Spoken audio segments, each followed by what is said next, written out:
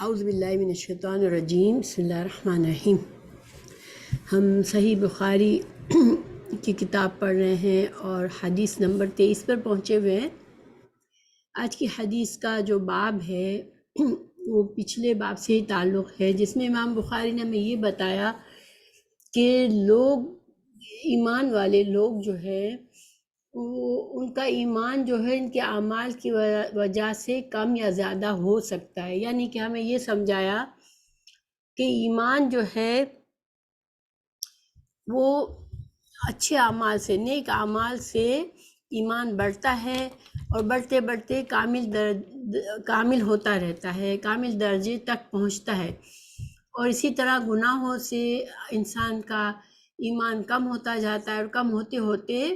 بالکل نہ ہونے کے برابر ہو جاتا ہے۔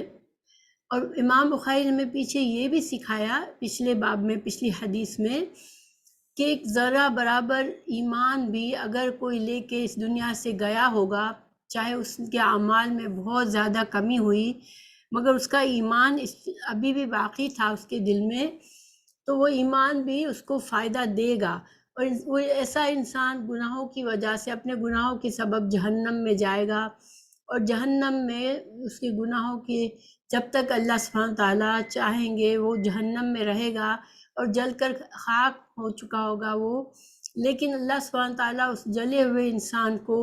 بھی اس کے ایمان کی وجہ سے ایک نہ ایک دن جہنم سے اس کو نجات دیں گے اور اس کو جنت میں داخل کیا جائے گا۔ اور پھر جنت میں داخل ہونے کے بعد ایسا انسان بھی جنت کی بے شمار نعمتیں اس کو بھی حاصل ہوگی۔ تو ہمیں اس طرح سے امام بخاری نے یہ سمجھایا، اس حدیث کا یہ مطلب نہیں تھا کہ انسان یہ سوچے کہ اچھا تھوڑا سا ایمان تو میرے دل میں ہے تو میں اس دنیا میں خوب جی بھر کے اپنی مرضی کی زندگی گزاروں، گناہوں کی پرواہ نہ کروں۔ اس کا یہ مطلب نہیں ہے، کیونکہ ہمیں قرآن میں یہ چیز بتا دی گئی کہ جو بنی اسرائیل تھے، جو یہودی تھے، وہ کہتے تھے کہ ہمیں کچھ دنوں تک جہنم میں ڈالا جائے گا اور پھر جنت میں ڈال دیا جائے گا، اس لیے وہ اپنی منمانی کی زندگی گزارتے تھے، اپنے دین کو جیسے چاہتے تھے وہ بدلتے تھے۔ تو اللہ سبحانہ تعالیٰ نے ان کے بارے میں بتا دیا تھا کہ نہیں، اصل قانون اللہ کا یہ ہے کہ جس کے خطائیں، جس کے گناہ اتنے بڑھ جائیں گے کہ گناہوں میں گھر جائے گا تو پھر وہ جہنم میں جائے گا۔ تو اب ہمیں اس بات سے ہم کیا مطلب لیں، کیا فائدہ لیں کہ ایک ذرہ برابر ایمان انسان کو جہنم سے نجات دے گا۔ اس حدیث کا ہمیں فائدہ یہ تھا کہ ایمان کو انسان بالکل ہاتھ سے نہ جانے دے۔ ایک گنہگار انسان ہے، کسی بھی لمحے اس کو احساس ہو کہ میں گنہگار ہوں، میں نے بہت گناہ کیے، تو یہ نا امیدی اس کے اندر نہ آئے کہ اب تو میرا انجام اب خراب ہی ہونا ہے، کیونکہ اگر اس کے اندر ایمان ہے، وہ اللہ کو مانتا ہے، ہمارے پیارے رسول صلی اللہ علیہ وسلم کو رسول مانتا ہے، اللہ کو خالق کائنات اور ہر چیز پر قادر سمجھتا ہے اور سمجھتا ہے کہ اسے اللہ کے سامنے پیش ہونا ہے ایک دن، تو پھر وہ نا امید نہ ہو اور اپنے اس ذرہ برابر ایمان جو گناہ کرتے کرتے اس کا ایمان بالکل ختم ہونے کے قریب ہے، تو اس ایمان کو اس وقت بھی بچا لے، اس وقت بھی ختم نہ ہونے دے، اور اس وقت بھی وہ کچھ نیک اعمال کر لے، نیک اعمال کرنے کی کوشش کرے اور اس ایمان کو بڑھا لے تاکہ وہ جہنم سے بچ جائے۔ دیکھیے جہنم ایک ایسی چیز ہے جہاں پر ایک انسان، اس کا سانس بھی اگر جہنم سے دور بھی ہوگا اور اس کو ایک ہوا بھی لگے گی، جہنم کا جھونکا بھی آئے گا، تو وہ اتنا شدید تکلیف دہ ہوگا کہ انسان یہ بھول جائے گا کہ اس نے کبھی دنیا میں کوئی راحت اس کو ملی تھی۔ اس کے ساری خوشیاں، ساری دنیا کی راحتیں جو اس نے غلط طریقے سے حاصل کی ہوگی، دنیا میں ایک اچھی زندگی گزاری ہوگی، اپنی مرضی کی زندگی گزاری ہوگی، خوب دنیا کے فائدے اٹھائے ہوں گے، وہ سب کچھ بھول جائے گا کہ اس کو وہ شدید اس کو تکلیف ہوگی اس ایک جھونکے سے۔ تو جہنم ایسی جگہ نہیں ہے جس میں انسان یہ سوچے کہ اچھا کوئی بات نہیں، کچھ عرصہ رہ کر میں جنت میں چلا جاؤں گا، مگر آج دنیا میں جو چاہوں کر لوں۔ تو وہ مقصد تھا وہ بتانے کا امام بخاری کا۔ اب اسی باب کے تحت امام بخاری یہ حدیث لائے ہیں، آج کی حدیث، جس میں امام بخاری نے وہ حدیث بتائی جس میں انسان کس طرح اپنے ایمان کو بڑھاتا ہے کہ نیک اعمال کی کثرت سے انسان کا ایمان بڑھتا ہے، اور وہ بڑھتے بڑھتے دوسرے ایمان والوں سے وہ آگے بڑھ جاتا ہے، اس کا درجہ بلند ہو جاتا ہے۔ اور پھر ایک حدیث میں مثال حضرت عمر بن خطاب کی مثال دی گئی اس حدیث میں کہ ان کا ایمان جو تھا وہ دوسرے بہت سے لوگوں سے، ان کے آس پاس کے اس زمانے کے لوگوں سے اور دنیا میں اور لوگوں سے وہ بہت زیادہ ان کا ایمان تھا۔ تو یہ ایک مثال پیش کی گئی۔ دیکھیں حضرت، اس سے ہم یہ نہیں سمجھ سکتے کہ حضرت ابوبکر صدیق کی مثال نہیں دی گئی تو حضرت عمر کا رضی اللہ عنہ کا ایمان زیادہ تھا۔ نہیں، ہمیں ایک مثال دی گئی کیونکہ حضرت عمر بن خطاب کی زندگی کی بہت سی مثالیں ہمارے سامنے ہیں جس سے ہم فائدہ اٹھا سکتے ہیں، ان سے سمجھ سکتے ہیں کہ انہوں نے کس طرح جب ایمان لائے تو کس طرح سے انہوں نے اپنے ایمان کو کامل کیا۔ تو اس سے ہمیں ایک طرح سے اب یہ دو حدیثیں ساتھ ساتھ لا کر کہ ایک ذرا پر ایمان جس کا تھا اس کا بھی فائدہ ہمیں بتا دیا گیا کہ اس کو بھی جنت کی ساری نعمتیں ملیں گی۔ تو پھر مگر جس کا ایمان کامل ہوگا، جو اپنے نیک اعمال سے بڑھاتا رہے گا ایمان کو، تو وہ جہنم کا جھونکا بھی اسے نہیں لگے گا، اور وہ اپنے حساب، جو بھی حساب ہوگا، آسان حساب ہوگا، جو کچھ ہوگا اللہ کے پاس پیشی ہوگی اس کی، اور پھر اس کو وہ جنت کی بے شمار نعمتیں اور بلند درجات ملیں گے۔ تو یہ دو حدیثوں سے امام بخاری ہمیں سکھا رہے ہیں۔ اب انشاءاللہ ہم اس حدیث کو پڑھتے ہیں۔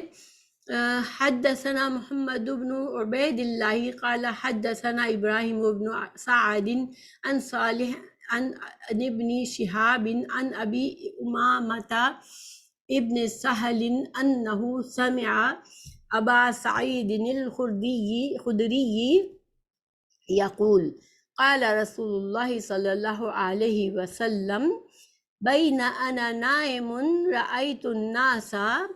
یعرضون علی وعلیہم قمص منها ما یبلغ الثدی ومنها ما دون ذلك وعرض علی عمر بن الخطاب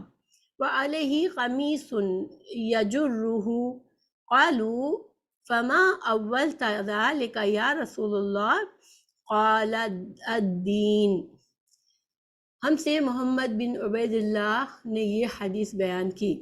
ان سے ابراہیم بن سعد نے، وہ صالح سے روایت کرتے ہیں، وہ ابن شہاب سے، وہ ابو امامہ بن سہل بن حنیف سے راوی ہیں، وہ حضرت ابو سعید خدری رضی اللہ عنہ سے، وہ کہتے ہیں رسول اللہ صلی اللہ علیہ وسلم نے فرمایا کہ میں ایک دن سو رہا تھا، میں نے خواب میں دیکھا کہ لوگ میرے سامنے پیش کیے جا رہے ہیں، اور وہ کرتے پہنے ہوئے ہیں، کسی کا کرتا سینے تک ہے اور کسی کا اس سے نیچے ہے۔ پھر میرے سامنے عمر بن الخطاب لائے گئے، ان کے بدن پر جو کرتا تھا اسے وہ گھسیٹ رہے تھے، یعنی ان کا کرتا زمین تک نیچا تھا۔ صحابہ رضی اللہ عنہم اجمعین نے پوچھا کہ یا رسول اللہ صلی اللہ علیہ وسلم اس کی کیا تعبیر ہے؟ آپ صلی اللہ علیہ وسلم نے فرمایا اس سے مراد دین ہے۔ تو اس حدیث میں انشاءاللہ ایک تو ہم اس حدیث کے ایمان اور عمل کے بارے میں ہم سیکھیں گے زیادہ وضاحت سے، اور دوسرا ہم اس میں خوابوں کی کیا حیثیت ہے ہمارے دین میں، ہمارے ایمان میں، ہم خواب کو کس طرح سمجھ سکتے ہیں کہ خواب کی کیا حقیقت ہے، تو وہ ہم انشاءاللہ اس پر بات کریں گے۔ تو ہم مزید وضاحت کے لیے انشاءاللہ آگے بڑھتے ہیں، اس حدیث کو ہم سمجھنے کی کوشش کرتے ہیں، ٹھیک ہے۔ دین، لفظ دین کو ہم سمجھتے ہیں کہ دین عربک میں کیا ہے، مطلب دانا یا دینوں کا مطلب ہوتا ہے دین اختیار کرنا، یعنی شریعت، اللہ سبحانہ تعالیٰ کی اطاعت،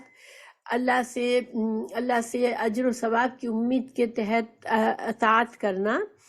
یہ دین ہے۔ شریعت کا طریقے پر چلنا بھی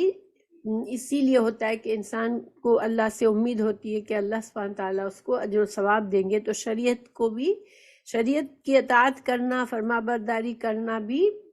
الدین کہلاتا ہے. اور اللہ تعالیٰ نے قرآن میں فرمایا وَمَنْ أَحْسَنُ دِينًا مِمَّنْ أَسْلَمَ وَجْهَهُ لِلَّهِ وَهُوَ مُحْسِنٌ. تو اللہ تعالیٰ نے فرمایا کہ اس سے بہتر دین کے معاملے میں کون ہے جس نے اپنا چہرہ یعنی کہ اللہ کے سپرد کر دیا، یعنی کہ اللہ کا فرما بردار بن گیا، اور وہ محسن بھی ہے، یعنی ہر اپنے ایمان میں وہ احسان کے درجے پر جانے والا ہے. تو دین اسلام، یہ دین اور اسلام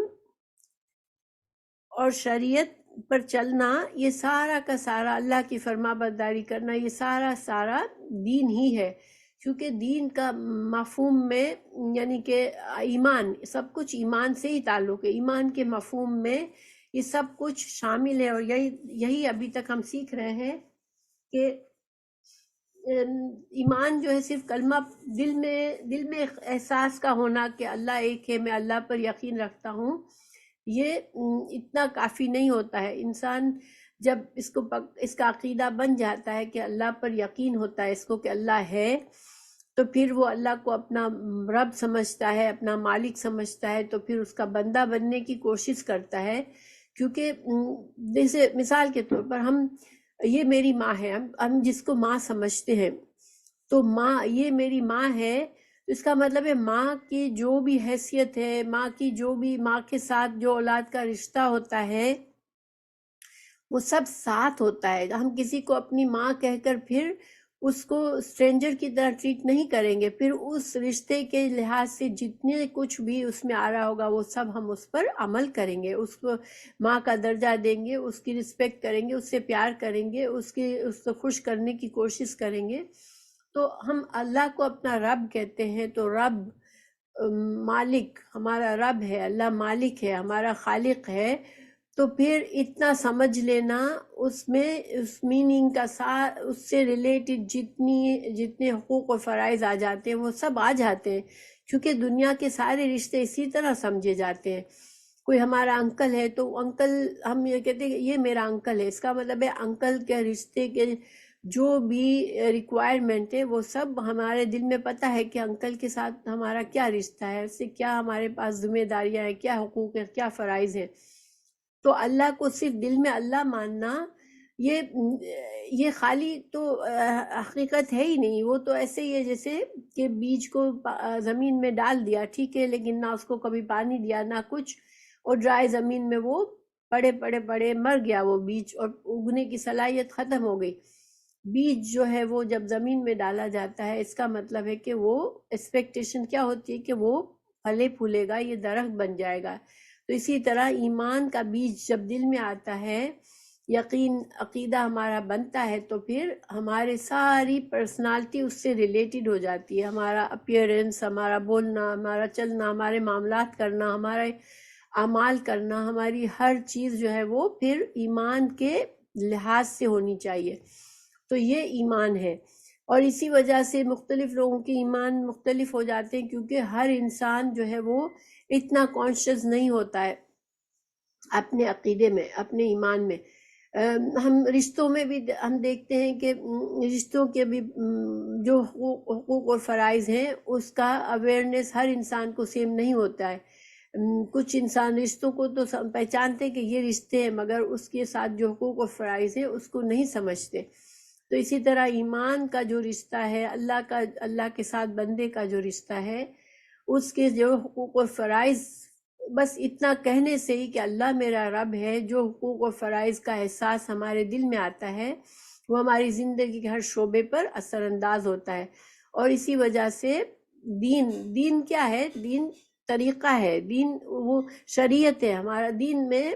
اعمال آ جاتے ہیں، ہمارا ایٹیٹیوڈ، ہمارا اعمال، ہمارا رہنا سہنا سب دین میں آ جاتا ہے. تو پھر دین اور ایمان، جب ہم ایمان کا دعویٰ کرتے ہیں تو اس کا مطلب ہے کہ دین ہمارے اندر خود بخود ہونا چاہیے. تو یہاں پر رسول اللہ صلی اللہ علیہ وسلم نے حضرت عمر فاروق کے بارے رضی اللہ عنہ کے بارے میں ایک طرح سے ایک اچھا ان کی فضیلت ثابت ہوتی ہے یہاں پر کہ حضرت عمر جو تھے وہ ان کا دین بہت مضبوط تھا اور وہ دین کے طریقے پر بہت جمے ہوئے تھے اور بڑا قوی دین تھا ان کا. دین ایسا تھا کہ ان کی شخصیت جو تھی وہ اس کے اندر سمو گیا تھا. ان کا کوئی طریقہ کوئی انداز دین سے ہٹ کر نہیں ہوتا تھا. وہ اتنا بڑا ان کا دین جو تھا وہ ایسے ان کے اندر سما گیا تھا. اب یہاں پر حضرت عمر فاروق کے بارے میں یہ خواب آیا رسول اللہ صلی اللہ علیہ وسلم کو. اس کا یہ مطلب نہیں ہے کہ حضرت عمر جو تھے وہ حضرت ابوبکر صدیق سے بھی ان کا بڑا درجہ تھا. آپ صلی اللہ علیہ وسلم کے صحابہ کرام میں حضرت ابوبکر صدیق اور حضرت عمر آپ کے وزیران کہلاتے تھے. دونوں وزیر کہلاتے تھے. ہر اہم معاملے میں آپ کے ساتھ ہوتے تھے. لیکن حضرت ابوبکر صدیق کا جو رتبہ تھا وہ بہت خاص تھا کیونکہ آپ صلی اللہ علیہ وسلم کو ان سے پہلی بات ہے کہ بہت محبت تھی. آپ کی دوستی ان سے ایون ایمان سے اسلام کے آنے سے پہلے بھی تھی اور آپ صلی اللہ علیہ وسلم کا ان سے رشتہ بھی تھا. اور آپ صلی اللہ علیہ وسلم کا حضرت ابوبکر صدیق جو تھے وہ خاص بہت کلوزنس کا درجہ تھا. ٹھیک ہے. لیکن یہاں پر اگر حضرت ابوبکر صدیق کا نام نہیں آیا اس کا مطلب آٹومیٹک ہم یہ نہیں سمجھیں گے کہ حضرت عمر فاروق کا دین اور ایمان جو تھا وہ حضرت ابوبکر صدیق سے زیادہ تھا. بس یہاں پر ہم کمپیئر نہیں کریں گے. ہمیں یہ پتہ حضرت عمر کی رضی اللہ عنہ کی فضیلت میں یہ حدیث آئی ہے. اچھا, اب یہاں پر ہمیں اس حدیث میں کیا فائدے پتہ چل رہے ہیں. تو پہلے تو اس میں حضرت عمر فاروق کی فضیلت ہمیں پتہ چلتی ہے جو انشاءاللہ میں ابھی آؤں گی اس کی طرف, اور میں آپ کو کچھ اور حدیث بھی بتاؤں گی آپ حضرت عمر کے بارے میں. لیکن اس سے ہمیں ایک اور اہم بات یہ پتہ چلتی ہے کہ آپ صلی اللہ علیہ وسلم کا خواب دیکھنا اور اس خواب کو اس طرح بیان کرنا جیسے سچا خواب ہے, یقینی بات ہے. ٹھیک ہے. تو اس سے ہمیں کیا پتہ چلتا ہے, نمبر 1 کہ خواب کی ہماری شریعت میں خواب ایک چیز ہے جس پر ہمیں پتہ ہے کہ ہاں خواب جو ہوتے ہیں آتے ہیں لوگوں کو اور خواب سچے ہو سکتے ہیں. تو ٹھیک ہے. اور انبیاء کرام جو تھے ان کے خواب سچے ہوتے تھے. ہمیں حضرت ابراہیم علیہ السلام کا واقعہ بھی قرآن میں بتایا گیا کہ حضرت ابراہیم کو خواب آیا کہ میں اپنے بیٹے کو ذبح کر رہا ہوں. تو انہوں نے اس کو خواب سمجھ کر دماغ سے نہیں نکال دیا بلکہ اس کو اللہ کا حکم سمجھا کہ اللہ سبحانہ تعالیٰ مجھے یہ حکم دے رہے ہیں کہ میں اپنے بیٹے کو ذبح کروں. تو انبیاء کرام کے خواب جو ہوتے ہیں وہ سچے ہوتے ہیں. رسول اللہ صلی اللہ علیہ وسلم کے بارے میں ہے کہ آپ کے جو وحی آپ پر نازل ہوئی اس سے پہلے وحی خوابوں کی صورت میں آپ پر پہلا سلسلہ جو شروع ہوا وہ سچے خوابوں سے ہوا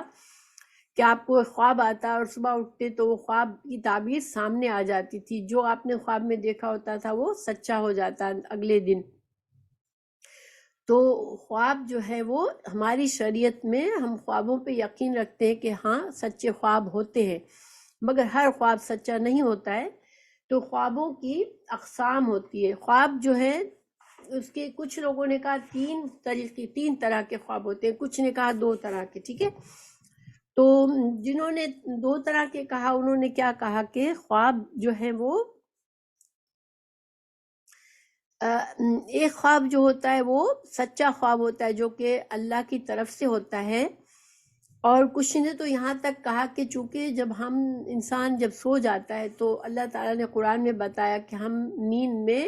روحوں کو لے لیتے ہیں, روحوں کو قبض کر لیتے ہیں. جب ہم سوتے ہیں تو ہمیں کچھ نہیں پتہ ہوتا ہمارے ارد گرد کیا ہو رہا ہے. تو اللہ سبحانہ تعالیٰ نیند میں ہماری روح کو قبض کر لیتے ہیں. پھر اللہ نے قرآن میں یہ فرمایا کہ جس کو واپس کرنا ہوتا ہے, ابھی جس کی مہلت پوری نہیں ہوئی ہے اس کی روح کو ہم واپس بھیج دیتے ہیں, اور جس کی مہلت پوری ہو گئی اس کو ہم اپنے پاس رکھ لیتے ہیں. تو ہم دیکھتے ہیں کہ بہت سے لوگ نیند میں سے کبھی اٹھتے ہی نہیں ہیں, ان کا انتقال نیند میں ہو جاتا ہے. تو خواب جب ہم سوتے ہیں تو ہماری جب روحیں لی جاتی ہیں تو پھر ہو سکتا ہے بعض اوقات کہ یہ روحیں جو لوگ دنیا سے رخصت ہو گئے عالم ارواح میں، ان روحوں سے ان کا کنیکشن ہوتا ہے کہیں نہ کہیں، اور پھر ان کو کوئی بات ان سے بات چیت ہوتی ہے یا ان سے پتہ چلتا ہے۔ دوسرا یہ ہے کہ خواب جو ہے اللہ سبحانہ تعالیٰ خواب میں کسی کو کوئی کسی بات کا اشارہ دے دیتے ہیں تو خواب سچے ہوتے ہیں۔ تو سچے خواب پہلی قسم ہے۔ دوسری قسم جو ہے وہ بتایا گیا کہ شیطانی خیالات ہیں، شیطان وسوسے ڈالتا ہے ہمارے دل میں، اور جو لوگ کہتے ہیں کہ 3 طرح کے خواب ہیں، وہ کہتے ہیں کہ بعض اوقات انسان کی طبیعت صحیح نہیں ہوتی، اس نے کچھ کھایا ایسا ہوتا ہے کہ اس کو صحیح طرح سے ڈائجسٹ نہیں ہوا ہے، تو وہ ایسڈ اسٹمک میں جب ایسڈ اور بد ہضمی وغیرہ ہوتی ہے تو اس سے بھی برے خواب آتے ہیں۔ تو وہ خواب جو ہوتے ہیں وہ تو اس کو جنہوں نے 2 گروپ کیے، انہوں نے یہ کہا کہ یہ جب انسان اپنے اسٹمک کی خرابی کی وجہ سے یا جو خواب دیکھتا ہے اس میں پھر شیطان اپنے وسوسے ڈالتا ہے اور اس خواب کو ہمارے لیے برا اثر ہو، اس طرح کے خواب ہمیں دکھاتا ہے جس سے ہماری طبیعت میں خرابی آتی ہے۔ تو بہرحال خواب اب جو برے خواب ہیں جو شیطان کی طرف سے ہوتے ہیں، اس کے لیے ہمیں کیا کہا گیا؟ حدیث ہے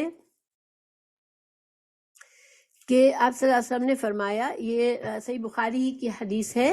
حضرت ابو قتادہ انصاری، یہ حدیث نمبر 7005 ہے۔ اس میں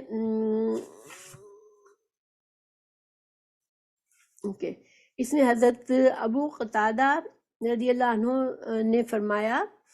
کہ رسول اللہ صلی اللہ علیہ وسلم نے فرمایا کہ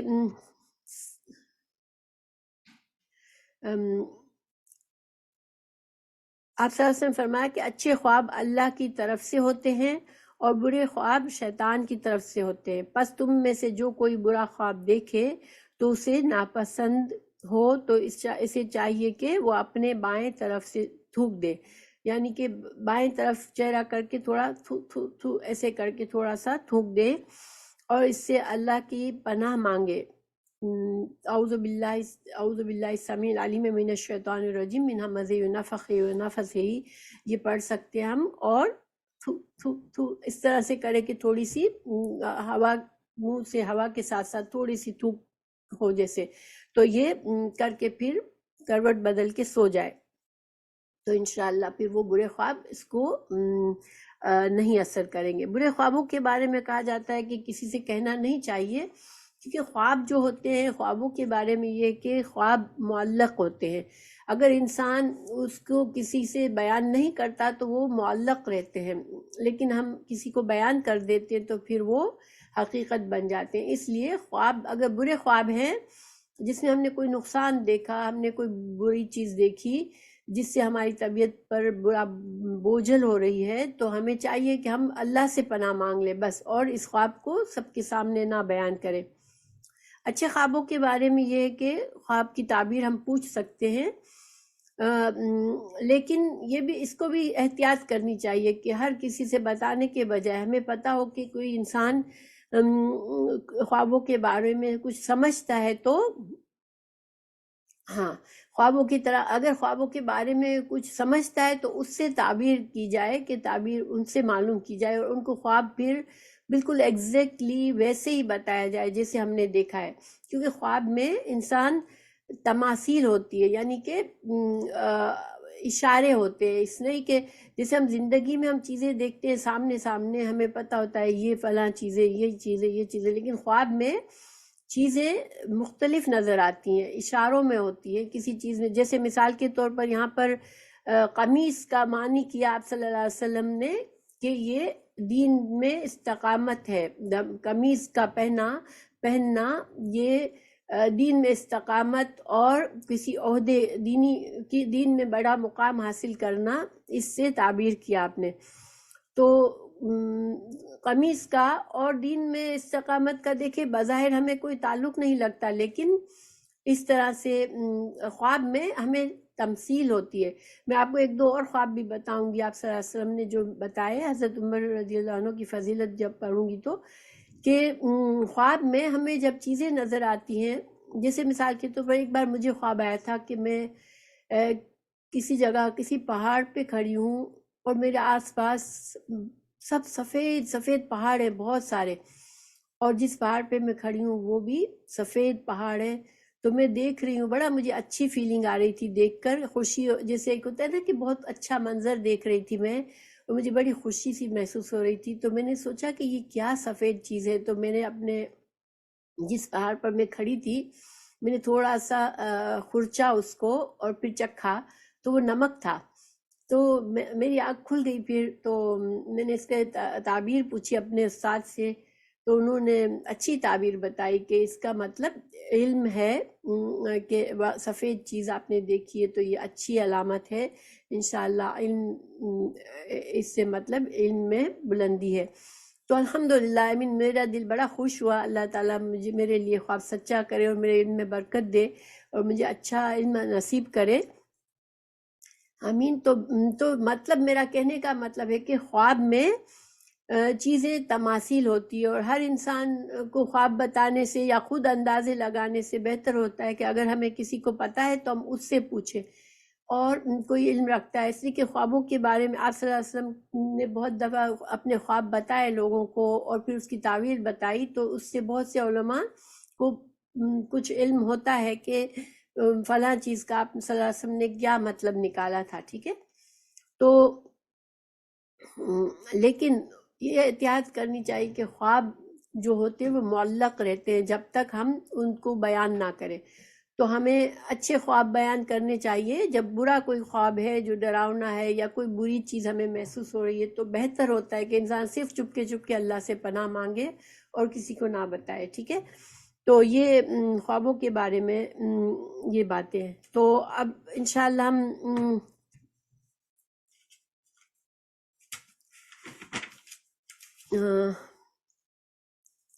خواب کا ہو گیا۔ اب ہم حضرت عمر فاروق رضی اللہ عنہ کی تھوڑے فضائل کے بارے میں بات کریں گے، لیکن امام بخاری نے بھی اس حدیث کو اور جگہوں پہ بیان کیا ہے، تو پہلے ہم یہ دیکھ لیتے ہیں۔ 3691 پہ انہوں نے بیان کیا ہے اس حدیث کو، ٹھیک ہے، اور 3691 جو ہے یہ مناقب اصحاب الرسول کے کتاب میں ہے کہ آپ صلی اللہ علیہ وسلم کے صحابہ کے فضائل کی کتاب، ٹھیک ہے، اور یہ حدیث ہے حضرت عمر فاروق کے مناقب، یعنی آپ کے فضائل، حضرت عمر فاروق کے فضائل کے بارے میں ہے، ٹھیک ہے۔ تو اس میں جو ہے یہ ہے کہ حضرت عمر کا جو دین تھا وہ بہت قوی تھا، اور اس کے علاوہ حضرت امام بخاری نے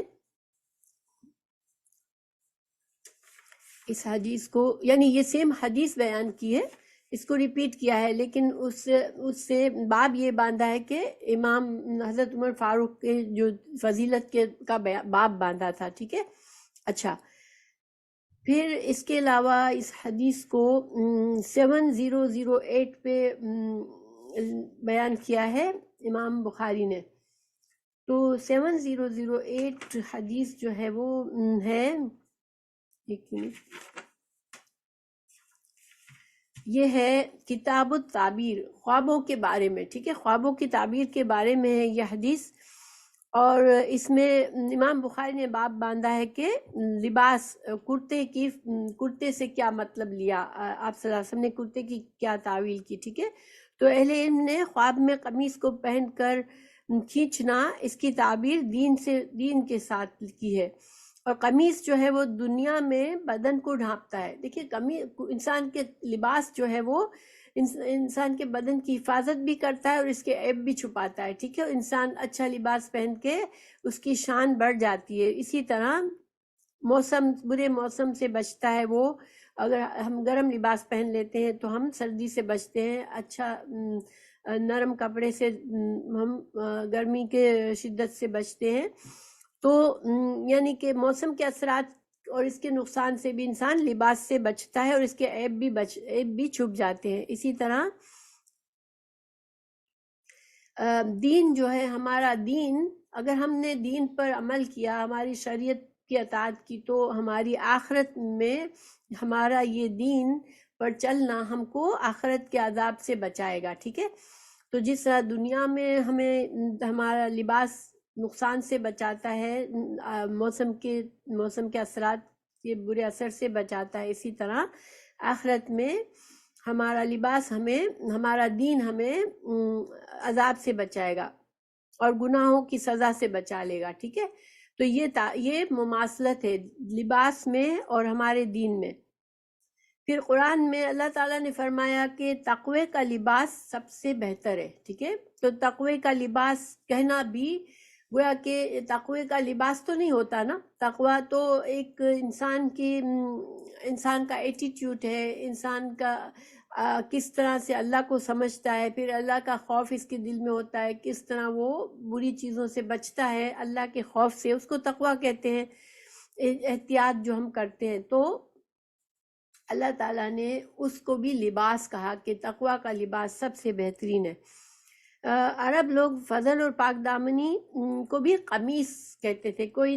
کسی انسان کی فضیلت بیان کرنی ہوتی تھی کہ یہ بہت پاک دامن انسان ہے تو کہتے تھے اس کی قمیص لمبی ہے، ٹھیک ہے؟ اور حضرت عثمان رضی اللہ عنہ کو آپ صلی اللہ علیہ وسلم نے، حضرت عثمان جو تیسرے خلیفہ تھے اسلام کے، ان کو رسول اللہ صلی اللہ علیہ وسلم نے پیشین گوئی کی تھی کہ اللہ تم کو ایک قمیص پہنائے گا تو تم کچھ شر پسند لوگ تمہاری اس قمیص سے اتروانا چاہیں گے تو تم اس کو مت اتارنا، ٹھیک ہے؟ اب اس کا کیا مطلب تھا کہ حضرت عثمان، آپ میں سے کسی کو اگر تاریخ کا پتہ ہے، حضرت عثمان تیسرے خلیفہ تھے اور ان کے زمانے میں کچھ فتنہ پسند لوگوں نے حضرت عثمان رضی اللہ عنہ کو پر غلط الزامات لگائے اور ان کو ہاؤس میں نظر بند کر دیا، ان کے گھر میں نظر بند کر دیا تھا اور ان پر پہرا لگا دیا تھا، ان کو مسجد میں بھی نہیں جانے دیتے تھے اور ان پر پریشر یہ ڈال رہے تھے کہ آپ خلافت سے استعفیٰ کر دیں، آپ اناؤنس کر دیں کہ آپ اپنی خلافت کو چھوڑ رہے ہیں، اس مقام سے آپ ہٹ جائیں۔ تو اس وقت حضرت عثمان کو رسول اللہ صلی اللہ علیہ وسلم کی پیشین گوئی یاد آئی تھی کہ اللہ آپ کو ایک لباس پہنائے گا لیکن کچھ لوگ آپ پر زور ڈالیں گے کہ آپ اس کو اتار دیں تو آپ مت اتارنا۔ تو حضرت عثمان نے ان کے اس بات پر عمل نہیں کیا اور کہا ٹھیک ہے تم کو جو کرنا ہے کر لو، مجھے رسول اللہ صلی اللہ علیہ وسلم نے اس بات سے منع فرمایا ہے تو میں اس خلافت سے نہیں ہٹوں گا، اور آخر کار ان لوگوں نے آپ کو شہید کر دیا تھا۔ چونکہ ابھی ذکر کر رہی ہوں تو ایک سائڈ کی بات بتا رہی ہوں کہ حضرت عثمان تو خلیفہ تھے، اسلامی فوج بھی تھی، اگر وہ چاہتے تو ان شر پسندوں کو سزا دیتے، حکم دے دیتے کہ ان کو پکڑو اور ان کو مار دو، لیکن آپ مدینہ میں رہتے تھے اور حضرت عثمان اتنے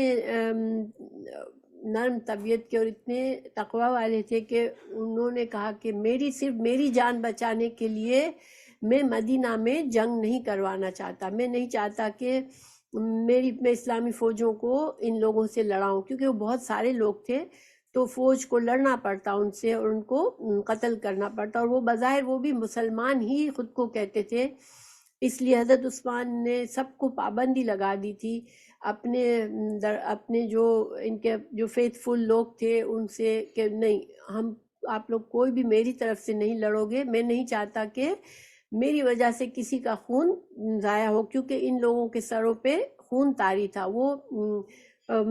شر پسند لوگ تھے اور وہ تباہی کرنا چاہتے تھے، اس لیے حضرت عثمان نے اپنا پروٹیکشن کرنے کے بجائے اللہ پر معاملہ چھوڑ دیا اور کہا ٹھیک ہے تم کو جو کرنا ہے کر لو۔ تو پھر انہوں نے حضرت عثمان کو بند رکھا تھا، ان کے لیے آخر میں پانی بھی بند کر دیا تھا، کھانا پینا بند کر دیا تھا۔ حضرت عثمان جو تھے وہ فروزے کی حالت میں ہی ان کو پھر شہید کر دیا گیا تھا، قرآن پڑھ رہے تھے اور اس وقت آ کر ان کو شہید کیا گیا تھا۔ تو بہرحال یہ تو سائڈ کی بات تھی، میں نے بس ایسے ہی میرا دل چاہا میں آپ کو شیئر کر لوں۔ اچھا، تو کرتا جو ہے، اب دوسری کہاں حدیث 7009 میں امام بخاری نے اس کو روایت کیا ہے کہ کرتا بدن کو چھپاتا ہے دین بھی روح کی حفاظت کرتا ہے، اسے برائی سے بچاتا ہے۔ تو یہ تو دوسری جگہ تھی جہاں پر امام بخاری اس حدیث کو لائے۔ اچھا، اب حضرت عمر فاروق کی فضیلت میں کچھ احادیث صحیح بخاری میں ہی آئی ہے، میں آپ کو بتاتی ہوں وَإِيَّاكُمْ فاہمہ امینا۔ تو دیکھیں 3691 حدیث نمبر 3691 تو ہم نے پڑھا کہ امام بخاری نے خود بھی روایت کیا، یہ سیم حدیث ہے۔ اس کے علاوہ 3689 میں رسول اللہ صلی اللہ علیہ وسلم نے اپنا ایک خواب بتایا جس میں جنت میں داخل آپ نے بتایا کہ میں جنت میں داخل ہوا تو میں نے ایک محل دیکھا اور اس کے سامنے ایک عورت تھی۔ میں نے پوچھا یہ کس کا محل ہے؟ تو بتایا گیا کہ عمر رضی اللہ عنہ کا ہے۔ تو حضرت عمر کا محل آپ صلی اللہ علیہ وسلم نے خواب میں دیکھا تھا جنت میں، سبحان اللہ۔ گویا کہ یہ حضرت عمر کے لیے ایک پیشین گوئی تھی کہ ان کا محل، اور اتنا خوبصورت، یہ حدیث لمبی ہے میں نے پوری کوٹ نہیں کی یہاں پر۔ آپ صلی اللہ علیہ وسلم کو بہت پسند آیا وہ محل اور آپ کا دل چاہا کہ میں جا کے دیکھوں۔ پھر آپ نے سوچا کہ نہیں، عمر جو ہے وہ بہت پردے کو اور پسند کرتے ہیں اور بہت پرائیویٹ پرسن ہے، تو میں نے پھر ان کی غیرت کا سوچ کر میں گھر میں نہیں گیا۔ تو جب یہ خواب بتایا تو حضرت عمر بہت روئے کہ یا رسول اللہ، آپ کو یہ لگتا ہے کہ میں آپ سے غیرت کرتا کہ آپ کیوں میرے محل میں گئے؟ تو بہرحال یہ خوبصورت حدیث ہے اور ایک پیشین گوئی ہے امام حضرت عمر فاروق کے لیے۔ پھر حدیث 3681 میں رسول اللہ صلی اللہ علیہ وسلم نے فرمایا کہ میں نے دودھ پیا اتنا کہ میں دودھ کی تازگی دیکھنے لگا تو میرے ناخنوں سے پر بہہ رہی تھی۔ پھر میں نے پیالہ عمر کو دیا رضی اللہ عنہ۔ تو صحابہ کرام نے پوچھا یا رسول اللہ اس خواب کی کیا تعبیر ہے؟ آپ نے فرمایا کہ اس کی تعبیر علم ہے، یعنی کہ حضرت عمر فاروق کا علم، اللہ سبحانہ تعالیٰ ان کو اتنا علم دے گا۔ آپ صلی اللہ علیہ وسلم نے خود پیا، اور ظاہری بات ہے آپ تو نبی تھے تو آپ کا علم اتنا تھا کہ آپ کی انگلیوں سے جیسے بہنے لگا، اتنا مطلب علم کی زیادتی بتائی۔ لیکن پھر حضرت وہ پیالہ انہوں نے حضرت عمر کو دے دیا۔ تو دیکھیں دودھ پینا اچھی نشانی ہے۔ خواب میں اگر انسان دودھ پیتا ہے تو یہ اچھی علامت ہے، کیونکہ آپ صلی اللہ علیہ وسلم نے اس سے دین کا علم لیا، ٹھیک ہے، مطلب تعبیر میں۔ پھر رسول اللہ صلی اللہ علیہ وسلم نے ایک اور خواب، یہ حدیث 3682 ہے، میں آپ کو بتاتی ہوں۔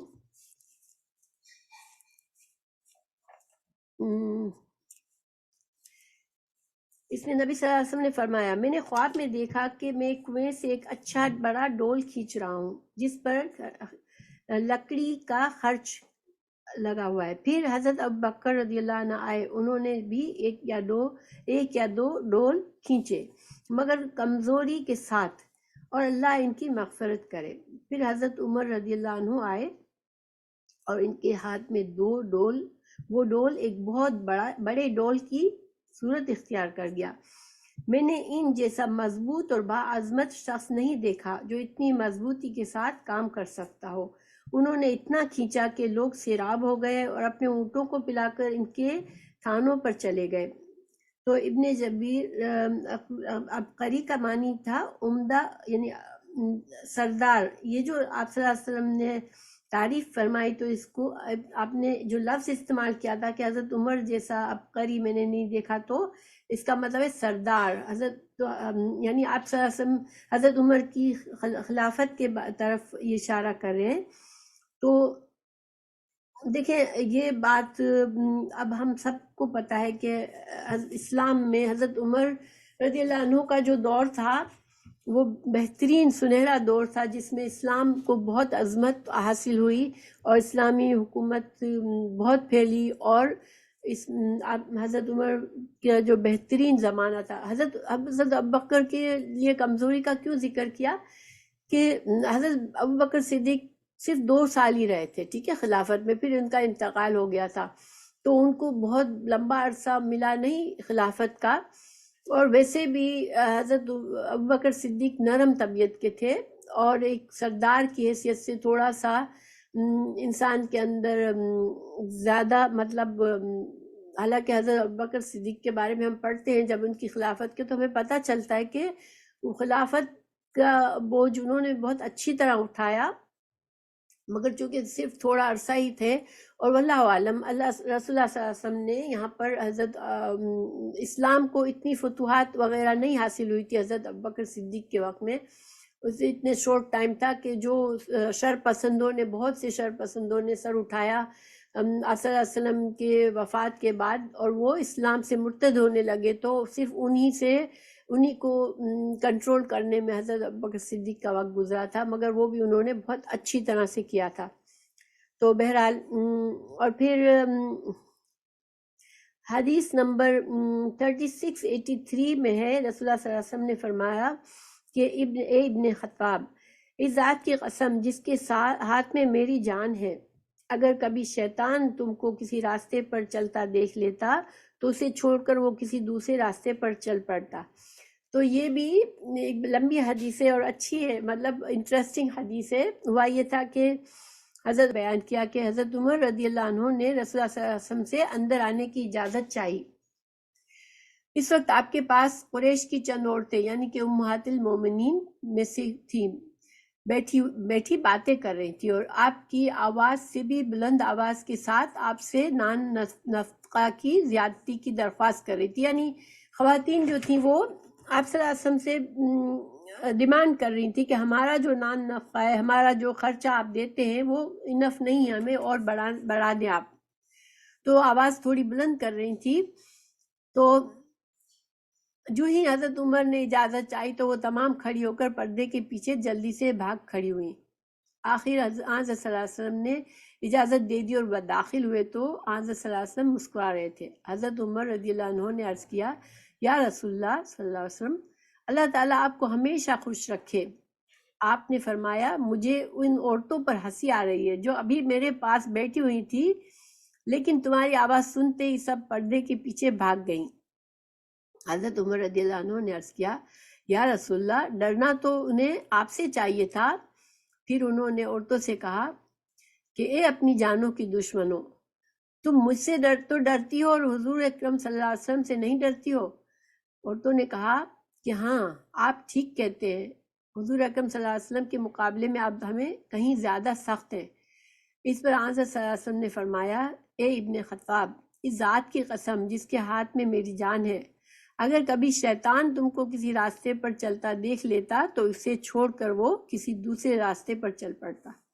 تو گویا آپ صلی اللہ علیہ وسلم اس حدیث سے ہمیں حضرت عمر کا جو رعب اور دبدبا تھا لوگوں پر، یہ پتہ چلتا ہے۔ تو الحمدللہ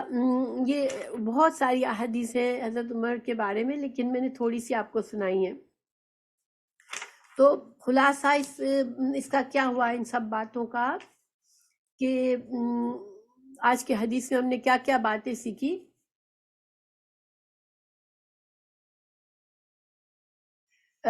فہمینا، ایسا لگتا ہے کہ یہ پردے سے پہلے کی بات ہے، ٹھیک ہے، کیونکہ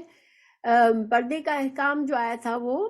6 ہجری میں آیا تھا، تو اس سے پہلے ازواج مطہرات کا پردہ نہیں تھا مسٹ۔ تو اور پردے میں کے بارے میں بھی حضرت عمر رضی اللہ عنہ نے آپ صلی اللہ علیہ وسلم سے کہا کہ یا رسول اللہ، میرا دل چاہتا ہے اللہ تعالیٰ آپ کی بیویوں کے لیے پردے کے احکامات واضح کر دے، کیونکہ ہر طرح کے لوگ آتے ہیں۔ تو سبحان اللہ، اللہ تعالیٰ نے پردے کے احکامات نازل فرمائے، تو جس پر حضرت عمر کی یہ ایسی کچھ باتیں تھیں جس پر حضرت عمر فاروق نے کہا، اور اللہ تعالیٰ نے وہ آیات نازل، وہ احکامات نازل فرما دیے، جس پر حضرت عمر فاروق بتا رہے تھے کہ اللہ نے میری باتیں اللہ کے حکم سے کے موافق ہوئی ہیں، جیسے مطلب۔ تو یہ حدیث ابھی ہے نہیں میرے پاس، لیکن تو بہرحال یہ تو اب میں صرف خلاصہ بتا دیتی ہوں۔ اس حدیث سے مین چیز ہمیں یہ پتہ چلی کہ ایمان جو ہوتا ہے وہ سب کا برابر نہیں ہوتا، اور ایمان انسان کے شریعت کو کس حد تک کتنی سب انسان فالو کرتا ہے اور اللہ کے اطاعت کس طرح سے کرتا ہے، اس لحاظ سے اس کا ایمان بڑھتا بھی ہے، اور اس شریعت کے خلاف جانے سے، اللہ کی نافرمانی کرنے سے ایمان گھٹتا بھی ہے۔ پھر ہمیں اس میں خوابوں کی حقیقت پتہ چلی کہ خواب جو ہے وہ ہماری شریعت ہمیں بتاتی ہے کہ خواب جو ہے سچے ہو سکتے ہیں، انبیاء کے خواب سچے ہوتے ہیں، اور عام لوگ بھی سچے خواب دیکھ سکتے ہیں۔ اللہ چاہے اسے سچے خواب دکھا سکتا ہے، لیکن بس یہ کہ احتیاط خوابوں میں یہ ہے کہ انسان برے خواب ہو تو اس کو اللہ کی پناہ مانگ لے شیطان کے وسوسوں سے، اور بائیں طرف تھوک کر پھر کروٹ بدل کے سوئے انشاءاللہ۔ اور جو اچھے خواب ہوں اس کی تعبیر کے لیے کسی سے پوچھنا ہو تو جیسے خواب دیکھا ہے ویسا ہی بتائے۔ اور پھر جو اس لیے کہ خوابوں میں احتیاط یہ ضروری ہے کہ جب ہم بولنا شروع کرتے ہیں خواب تو پھر وہ مٹیریلائز ہو جاتے ہیں، ورنہ خواب معلق رہتے ہیں۔ تو خواب ہمیں یقین ہو کہ اس پرسن ایک مخلص انسان ہے، دیندار انسان ہے، اس کو تھوڑی نالج ہے، تو اس کو خواب بتانا چاہیے اور اس سے تعبیر پوچھنی چاہیے۔ اچھا، پھر خوابوں میں جو چیزیں نظر آتی ہے وہ مماثلت ہوتی ہے، وہ اس میں کوئی چیز جیسی ہوتی ہے ویسی نظر نہیں آتی، بلکہ اس کی کوئی مثال کسی اور چیز سے دی جاتی ہے۔ اس کے علاوہ ہمیں اس حدیث میں حضرت عمر فاروق کی فضیلت معلوم ہوتی ہے، اور آپ کے ایمان کی ثابت قدمی اور ایمان کی قوت کا پتہ چلتا ہے، ایمانی قوت کا پتہ چلتا ہے۔ تو